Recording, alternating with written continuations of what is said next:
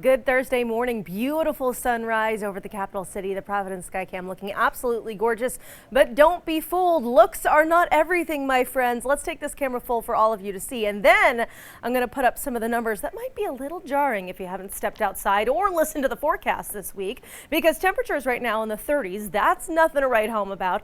But look at what it feels like. It feels like we're in the mid and upper 20s right now. And the wind speeds, those 1-minute averages, are in the teens. The gusts today, a different story. This is the focus of the forecast today. Look at the most recent gust in Boston, 45 miles per hour. This is what we're going to be dealing with, especially for those of you who live along the coast and those of you who live in areas of higher elevation. Please make sure you're being super careful today because wind gusts are going to be tremendous. Right now, we've seen many in the last, I would say, half an hour in the 20s and 30s.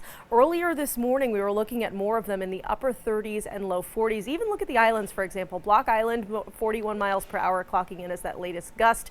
And we could see those numbers get even higher this afternoon. So we have a wind advisory in place really for all of southern New England and a lot of northern New England as well. If you're heading up to the Green and White Mountains, for example, something to keep in mind if you were planning to hit the slopes today, maybe you have a little extra time off, I would try to hold off on that trip until tomorrow or even the weekend. More on that in a minute. But let's talk more about this advisory. Wind gusts could get up to 55 miles per hour, wind speeds in that 20 to 30 mile per hour range, especially this afternoon. Also important for mariners out there or anyone who wanted to spend time by the water, we're going to have really choppy water as a result of these winds. Wave heights could get between 9 and 12 feet, and it's going to create hazardous conditions in the Narragansett Bay. So just be really careful, and honestly, I would advise staying off the water today.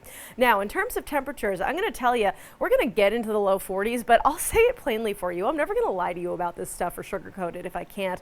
But look, it doesn't matter what the temperature says. It matters what the wind chill says. It's going to be so windy all day long that it might be in the low 40s, but it's going to feel like it's just about freezing. It'll feel like we're in the low 30s for a good portion of the afternoon. So that's how you should be dressing today. Dress for the 30s. Something else I want to mention is with these winds howling mainly out of the west-northwest, look at the lake effect snow bands there coming off Erie and Ontario. Some of that could actually reach us just a tiny bit, maybe a flurry later this afternoon as we get to 3, 4, 5 o'clock. A snowflake, a raindrop, not totally out of the question, but most of the day actually stays pretty sunny. Tomorrow is sunny as well. It's not quite as super windy. It's more breezy, I would say. Temperatures, though, only getting into the upper and mid 30s. It's going to be a cooler feel.